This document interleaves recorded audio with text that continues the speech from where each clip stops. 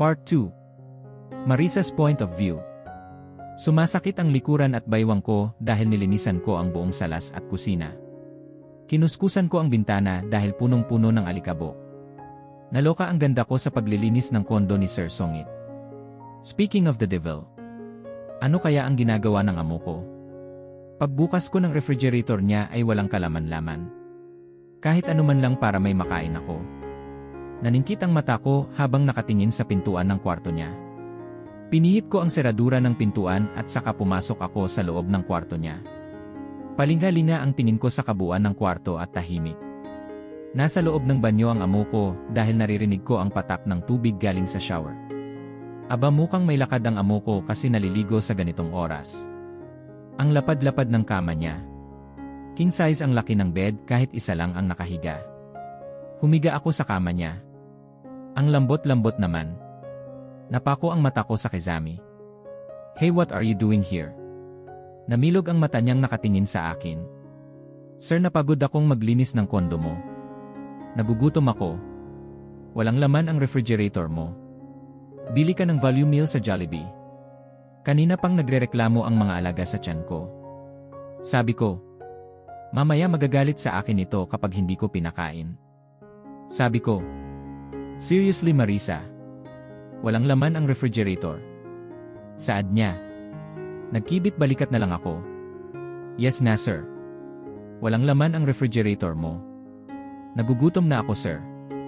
Kung hindi mo ako bibigyan ng pagkain, ikaw ang kakainin ko. Sabi ko, masarap ka naman kainin sir eh. Nakangising sabi ko. What? Umalis ka nga dyan sa kama ko. Baka mahawaan pa ako ng virus mo. Get out of my room Marisa. Maautoridad na saad niya. Umigting ang pangako sa kanya. Kumakalam na talaga ang sikmura ko. Ako may virus. Sa itsura kong ito sir. Okay ka lang ba? Nakatitig ako sa abs ni sir kasi nakatopless siya nang lumabas ng banyo. Hey! Anong tinitingin-tingin mo sa abs ko? May pagnanasa ka sa akin, ano? Hoy Marisa. Alam ko na ang tinginan na ganyan. Minamanyak mo ako sa mga tingin mo. Saad niya. Ako may pagnanasa sa abs mo. Seryoso ka sir? Mas maganda pa nga ang abs sa'yo ng crush ko. Sabi ko sa kanya. That's obvious Marisa. May pagnanasa ka sa abs ko. Pwede bang lumabas ka na nga sa kwarto ko? Pilit niya akong tinataboy palabas ng kwarto niya. Kinagat ko na lang ang lower lip ko. Sir, hindi ka ba naawa sa akin? Gutom na ako. Kung ayaw mo akong bigyan ng pambili ng value meal sa Jollibee, pahingi ako ng pera dahil pupunta ako sa palengke para bumili ng kung ano-ano doon. May kasama ka sa kondo mo, sir. Responsibilidad mong pakainin ang kasama mo sa bahay. Sabi ko, here is the 5,000 pesos. Pumunta ka sa palengke ngayon. Sabi niya, binigay niya sa akin ang pera. Mabuti naman at naawa pa ang lalaking ito sa akin. Kinuha ko ang pera sa kamay niya. Salamat sir. Nagbihis ako ng panlakad kong damit at short. Pumunta ako sa palengke para mamili ng ilalagay ko sa refrigerator niya. Napapansin ko lang na walang girlfriend si sir. Kahit babaeng dinidate or tinetext ay wala. Hindi kaya bakla si Sir Carlos? Oh no. Bakla ang amo ko. Wait, parang malabo naman yatang mangyaring bakla ang amo ko dahil nakita kong manli na manli siyang kumilos. Lalaking-lalaki ang boses at may magandang build ng katawan. Maganda ang hugis ng muka. Matangos ang ilong at higit sa lahat ay gwapo at mabango. Malapad ang balikat at ang ganda-ganda ng kutis ng balat. Kahit may crush ako sa'yo. Hinding-hindi ako mag-first move sa'yo. Papunta na ako sa palengke ngayon para mamili. Marami akong binili at nakumpleto ko naman lahat ng mga pangangailangan sa bahay. Wala ang amo ko at pumunta sa negosyo niya kaya naisipan kong dalawin ang lolo ni Carlos. Sa golf course madalas tumambay si Lolo Emiliano. Hey miss! Nandyan ba si Lolo Emiliano sa loob ng golf course? Tanong ko sa isang staff na nasa lobby. Yes po ma'am. Pinapasabi ni Sir David na kapag dumating po ikaw ay pumasok na lang po ikaw sa loob. Saad niya. Naningkit ang mata kong nakatingin sa kanya. Ganun ba? Maraming salamat po. Sabi ko. Pumasok ako sa loob ng golf course at saktong nakita ko si Lolo Emiliano na nakaupo sa upuan.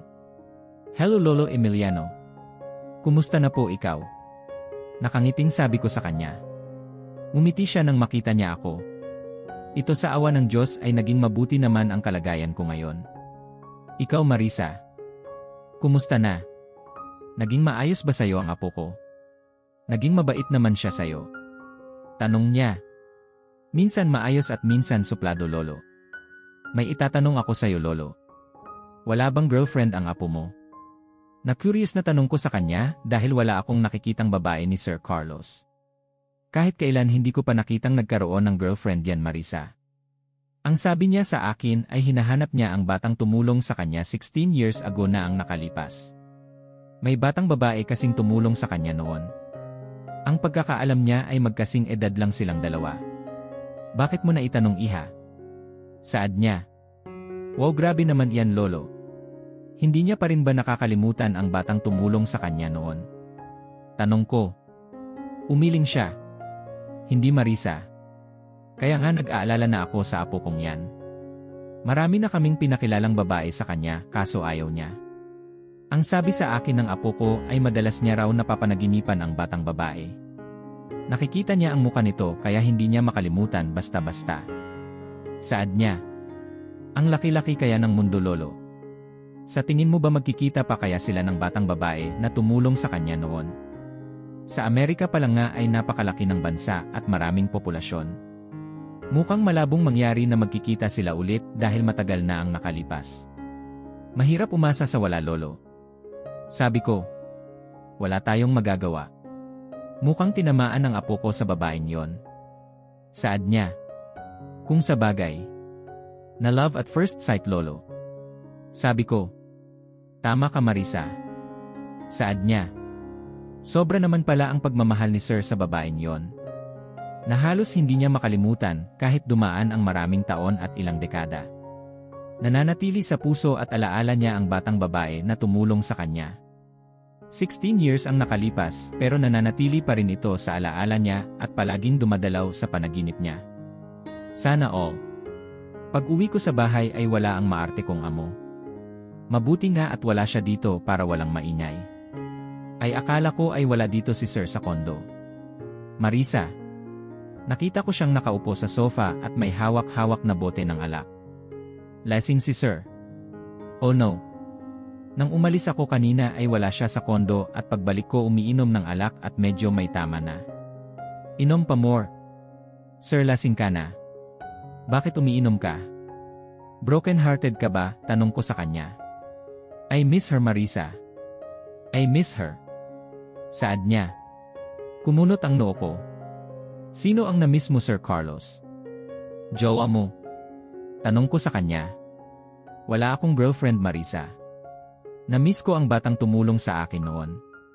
Bakit hindi siya mawala-wala sa isip ko? Oh God! Na-inlove ako sa babae. Kumusta na kaya siya ngayon?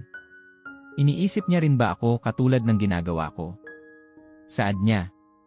Grabe palang magmahal ang sir ko. Nakakatakot. Biglang tumayo ang mga balahibo sa katawan ko. Oh no! Baka may ghost dito sa kondo ni sir. Alam mo sir mag-move on ka na.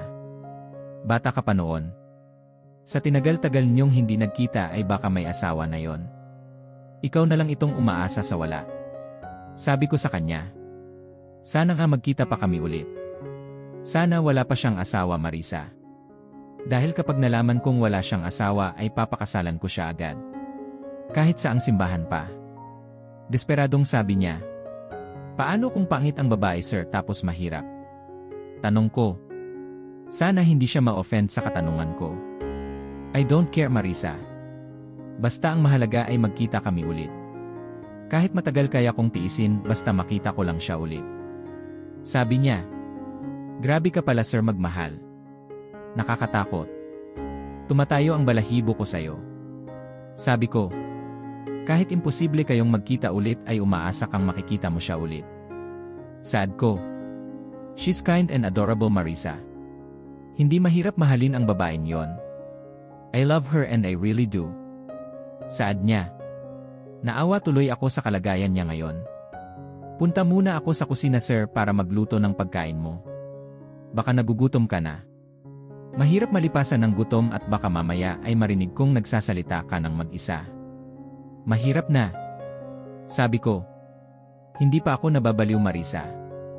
Take your time. Saad niya. Dumiretso ako sa kusina para lutuan ng pagkain ng amo ko. Ayon siya. Lasing na lasing. Nagpapakalunod na naman sa alak dahil sa true love niya. Naku ang pag-ibig na yan. Nakakabaliw. Hindi ko pa kasi naranasan ang magmahal kaya wala akong alam pagdating sa love na yan. Sir tama na yan. Matulog ka na. Nag-aalala talaga ako sa kanya. Last na ito. Lasing na talaga. Marisa. Pinasadahan ko ng tingin si Sir Carlos. Kasalukuyan pa rin hinawakan niya ang alak. Nakatingin siya sa kawalan. 3 bote ng alak ang naubos niya. Bukas ang television at nanonood siya ng basketball habang umiinom. Sinabihan ko na siyang matulog na pero ayaw niyang makinig. Sir Carlos lasing ka na po. Tama na yan. Sabi ko sa kanya. Nakita ng 2 mata ko kung paano tumulo ang mga luha sa pisngi niya. Umiyak si Sir Carlos. I loved her yesterday. I love her still. I always have. And I always will. Last time I saw her in my dream, I said that it hurt too much to love her. But I was wrong about that. The truth is it hurts too much not to love her. 'Cause all of me loves all of her. Love her curves and all her edges. All her perfect imperfections. I miss her Marisa. I miss her. Sabi niya. Narinig ng 2 tenga ko. Sinabi niya yon. Sir Carlos mag-move on ka na po. 16 years na po ang nakalipas. Sa tingin mo ba ay mahahanap mo pa ang babaeng nagligtas sa buhay mo noon? Masyadong malaki ang mundo. Sabi ko sa kanya. Marisa nagkagusto ako sa babaeng best friend ko. Until now ay in love ako sa kanya. Umaasa ako na magkikita pa kami ulit. Malakas ang kutob ko na magkikita kami. Nararamdaman ko na parang ang lapit-lapit niya lang sa akin pero hindi ko alam kung nasaan siya. Sana bigyan ako ni God ng senyales na makikita ko ulit ang babaeng yon. Hirap na ako Marisa pero hindi ako susuko dahil mahal na mahal ko siya. I love her and I really do. Saad niya. Nakatulog siya sa sofa pagkatapos niyang umiyak. Grabe palang magmahal si Sir. Mahal na mahal niya ang babaeng yon at umaasa siyang magkikita sila ulit. Kinumutan ko siya habang nakahiga sa sofa. Good morning Sir Carlos. Nakangiting binati ko siya habang nagkakape sa mesa. Mukhang may lakad ka. Saan ang lakad mo Marisa? Tanong niya habang hinihigop ang mainit na kape. Tapos na ako sa gagawin ko sa kondo mo kaya sasama ako sa work mo. Sabi ko sa kanya. Biglang umarko ang kilay niya habang pinapasadahan ako ng tingin. Ano? Sasama ka sa akin sa kumpanya ko? No way Marisa. Wala kang gagawin doon. Stay there. Saad niya. Ayaw ko nga. Bihis na kaya ako tapos sasabihin mo sa akin na hindi ako sasama. Ayaw ko nga. Sayang kaya ang outfit ko today. Sabi ko sa kanya. Inirapan niya ako. Gusto mo bang ipakain kita sa buwaya Marisa? Ang kulit mo. Saad niya. Bored kasi dito sa kondo mo at wala naman akong gagawin ngayon araw. Masipag kaya ako sir kaya pwede mo akong utusan sa kumpanya mo. Sabi ko. What the heck? Tapos doon ka magkakalat sa kumpanya ko. No way Marisa. Hindi ka sasama sa akin. Saad niya. Ayaw ko nga. Sasama ako sa ayaw at sa gusto mo. Sabi ko. Ang sabi ko hindi pwede Marisa. Kahit na. Sasama pa rin ako sa'yo. Pagmamatigas ko sa harapan niya. Nakita kong bihis na bihis ang sir ko. Sumunod ako sa kanya habang lumalakad sa hallway papunta sa elevator. Sir ang bilis-bilis mo namang maglakad. Ang hirap mong habulin. Sabi ko. Hinihinal ako sa kanya. Gosh ang inay ng bibig mo Marisa. Nakakahiya sa kapitbahay. Sabi niya. Naku nakasarado naman ang pintuan nila sir. At alam kong hindi nila naririnig ang boses ko kahit magsisigaw pa ako dito. Sabi ko. Gosh. You're getting on my nerves again, Marisa. Inirapan niya ako. Naku, sumusumpong na naman ang kasupladuhan ng amo ko. Nakasunod ako sa kanya habang papunta kami sa parking area. Binuksan niya ang pintuan ng sasakyan at binuksan niya ang pintuan sa driver's seat at sumakay ako. Umarko ang kilay niya habang nakatingin sa akin. May sinasabi ka, Marisa? Tanong niya. Umiling ako. Wala. Ang sabi ko po, sir, ay ang gwapo-gwapo niyo po. Bigla niya akong binatukan sa ulo. Aray, ang sakit. Dein ko. I heard that, Marisa. Narinig mo pala, sir, nagtatanong ka pa. Hay, Pilipino nga naman. Narinig na nga nagtatanong pa. Binuhay niya ang makina at sa kanilisan ang lugar. Ano bang gagawin mo sa kumpanya ko, Marisa? Alam kong magkakalat ka lang doon, saad niya. Bakit, sir? Marami bang basura sa kumpanya mo? Pwede kong ikalat kung gugustuhin mo. Pabirong sabi ko sa kanya. Sir, daan tayo sa drive-thru. Sige na. Gusto kong kumain ng Jollibee. Biglan preno niya ng sasakyan kaya tumama ang muka ko sa dashboard. Aray ko. Napapikit ako sabay hima sa muka ko. Alam mo ba kung anong oras na, Marisa? Dahil sa'yo mahuhuli ako sa meeting ko. Saad niya. Saglit lang naman, sir. Kahit anong iutos mo sa akin ngayong araw gagawin ko basta ibili mo ako ng value meal. Sige na, sir, please. Hoy, Marisa, sumusobra ka na. Last na ito, okay? Babatukan na talaga kita kapag ako ay nahuli sa meeting ko. Saad niya. Yes, last na ito, sir. Nakangising sabi ko. Wow, ang laki at ang lapad ng kumpanya ni sir. Ang daming security guard. Ang daming empleyado. Napaawang ang bibig ko dahil ganito kayaman ang sir ko. Sir, sangit. Hey, Marisa. Sinasabi ko sa'yo agad. Huwag kang magkakalat sa kumpanya ko. Maliwanag ba? Sabi niya. Kung may basura pwede kong ikalat, Sir Carlos. Nilakihan niya ako ng mata sabay inirapan pa. Ang suplado talaga ni sir. Ang sarap asarin. Hindi literal na basura, Marisa. Ang hina talaga ng isip mo. Alam mo, bumili ka ng vitamin sa drugstore para ma-boost yan utak mo at tumalino ka naman kahit konti. Prangkang sabi niya sa akin. Dapat sinabi mo agad, sir. Mukhang napipikon ka na naman sa akin. Natatawang sabi ko. Nakita kong lumalaki ang butas ng ilong niya.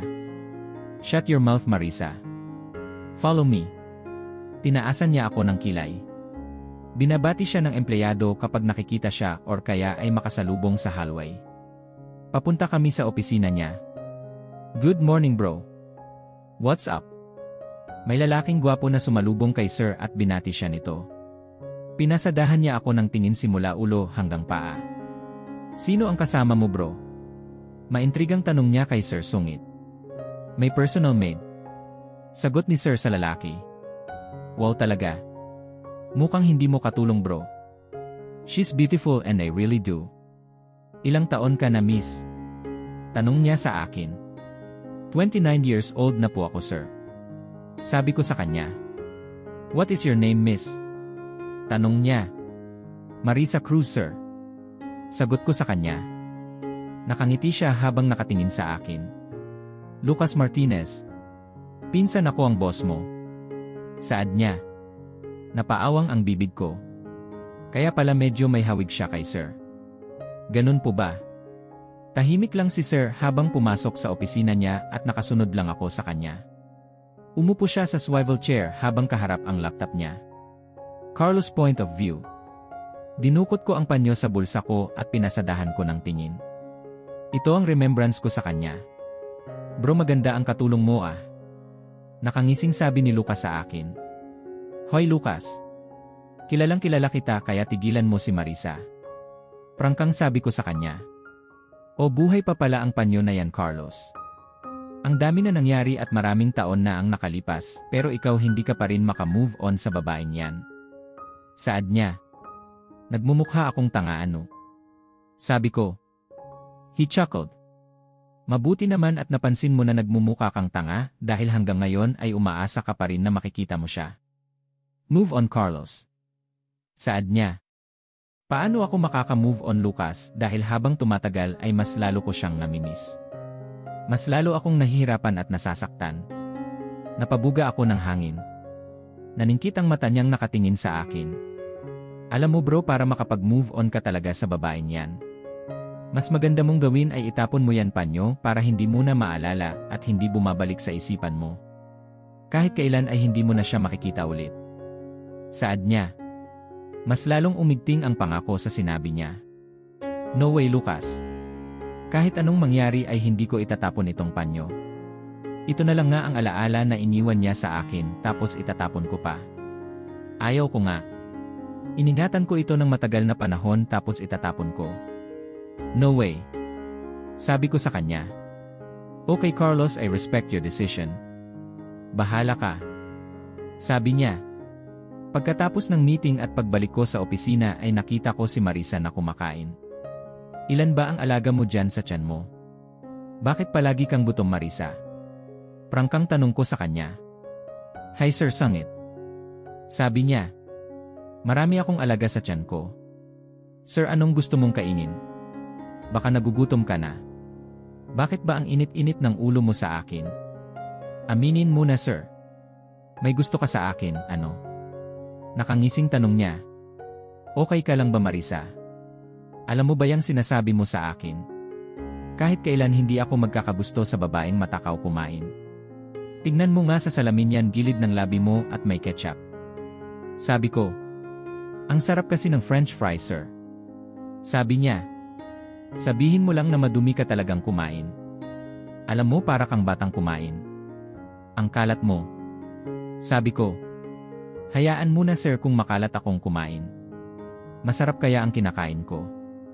Napailig na lang ako. Pagkatapos mo dyan kumain ay may ipapatrabaho ako sa'yo. Sabi ko. Anong papatrabaho mo sir? Kung gusto mo ay ikaw ang tatrabahuhin ko. Magsabi ka lang sa akin. Saad niya. Hoy, iyan bibig mo. Masyadong matalas, Marisa. Umayos ka. Inirapan ko siya. Matutuyuan ako ng dugo sa babaeng ito. Ito naman masyadong seryoso. Sir, minsan umiti ka naman dahil bagay sa muka mo. Gwapo ka kaya? Sabi niya. Pwede bang huwag mo akong bulahin, Marisa? Bilisan mo dyan at may ipapagawa ako sa'yo. Sabi ko sa kanya. Yes sir. Sumaludo pa. Malala na talaga ang utak ng babaeng ito. Napabuga ako ng hangin. Marisa's point of view. Day off ko ngayon kaya pupunta ako sa bahay ng mama ni Sir Carlos. Iniwanan ko siya sa kondo niya. Mabuti na lang at mabait ang guard sa villages na ito kaya hindi ako nahirapang makapasok. Palingalina ang mata ko sa paligid. Sa bawat street na dinadaanan ko ay may pangalan. Sa wakas ay nakarating na ako sa bahay ng mama ni Sir Carlos. Sabi ni Aling Mela ay pumasok ako sa loob. Ang ganda ng sahig dahil naka-tiles. Ang kintab-kintab ng sahig. Nahiya tuloy akong iapak ang mumurahin sinelas ko. Napaawang ang bibig ko habang papasok sa mansion. Ang daming painting na nakadikit sa pader. Ang ganda-ganda ng chandelier at alaga sa kalinisan ng bahay. Wala akong nakikitang alikabok dito. Kahit isa ay wala talaga. Walang langaw na naliligaw dito. Ang laki-laki talaga ng bahay at ang mga gamit ay mamahalin. Na-amaze talaga ako sa kagandahan ng bahay na ito. Marisa. Narinig ko ang boses ng mama ni Sir Carlos kaya napalingon ako. Ang ganda-ganda talaga ng mama niya. Kahit may edad na ay lumilitaw pa rin ang totoong kagandahan nito. Ma'am. Hinawakan niya ang balikat ko. Tawagin mo na lang akong Tita Selina. So kumusta kayo ng anak ko? Sinusupladuhan ka pa rin ba ng lalaki na yon, Marisa? Tanong niya. Medyo lang po, Tita Selina. Ganun po ba ang ugali ni Sir Carlos, tita? Maintrigang tanong ko sa kanya. Biglang nalungkot ang muka niya. Honestly no, Marisa. Mabait na bata yang si Carlos. 7 years old siya nang umuwi kami sa probinsya para magbakasyon. Ang sabi sa akin ng anak ko ay kamuntikan na siyang masagasaan ng 10-wheeler truck at mabuti ay naitulak siya ng batang babae. Niligtas ng batang babae na yon ang buhay ni Carlos. Halos sumasakit ang ulo ko noon kay Carlos dahil nag-iba ang ugali ng anak ko dahil sa batang babae na yon, Marisa. Palagi siyang tahimik sa loob ng kwarto niya. Kapag tinatanong ng yaya niya ay hindi kumikibo Marisa. Habang lumalaki si Carlos ay mas lalo siyang na-inlove sa babae na yon. Kahit niya totoong pangalan ay hindi niya alam. Nag-worried ako sa anak ko Marisa. Kasi until now ay wala pa yan nagiging girlfriend. Marami namang babaeng nagkakagusto at nagkakandara pa sa kanya kaso ayaw niya. Dahil mahal na mahal niya ang babaeng yon. That's unbelievable Marisa kung magkikita pa sila ulit. Saad niya. Kaya pala nakikita ko palaging umiiyak si Sir at minsan ay umiinom ng alak para makatulog. Sabi ko sa kanya. Kaya nga eh. I'm just worried for my son Marisa. Please sana ay huwag mong iwanan ang anak ko at pilit mo siyang unawain sa abot ng makakaya mo. Hinawakan niya ang kamay ko. Yes po. Pangako po na hindi ko po iiwan si Sir Carlos. Sagot ko sa kanya. Thank you for understanding. Marisa by the way. Debut ng anak ko next week. Gusto kong nandoon ka Marisa. Pupunta ako sa mall para bilhan kita ng dress na isusuot mo. You will look so beautiful and elegant. Saad niya. Kinagat ko ang labi ko. Mas madiin pa. Naku tita hindi ako sanay magsuot ng dress na yan. Sabi ko sa kanya. Nagsenyas siya sa harapan ko. No Marisa. Masaya akong nakilala kita at ikaw ang personal maid ng anak ko. Tinulungan mo pa si daddy nang kamuntikan siyang atakihin sa puso. Gustong gusto kong bumawi sa'yo. Alam mo ba yon Marisa? Saad niya. Mas lalo niyang hinigpitan ang paghawak sa kamay ko. Maraming salamat tita. Sabi ko. Ngumiti siya sa akin. You're welcome Marisa. Bigla niya akong niyakap kaya nagulat ako. Pag-uwi ko sa kondo ay wala si Sir. Umalis siguro. Gusto kong manood ng Romeo and Juliet kaya binuksan ko ang television. Nakaharap ang mata ko sa screen ng television. Halos hindi ko na mapigilan ang luha sa mata ko kaya umiyak ako habang nanonood. Namatay ang dalawang bida dahil sa kanilang wagas na pagmamahalan. Sana all. Hoy malayo pa ang undas para umiyak ka dyan. Nakita ko siya nakatingin sa akin. Buwisit na sir ko ito at panira ng moment. Moment ko ito dong. Pakialam mo ba? Nakakaiyak kasi yun pinapanood ko. Sabi ko sa kanya. Aba matapang na at sinasagot-sagot muna ako Marisa. Hoy anong ulam, nagugutom na ako. Sabi niya.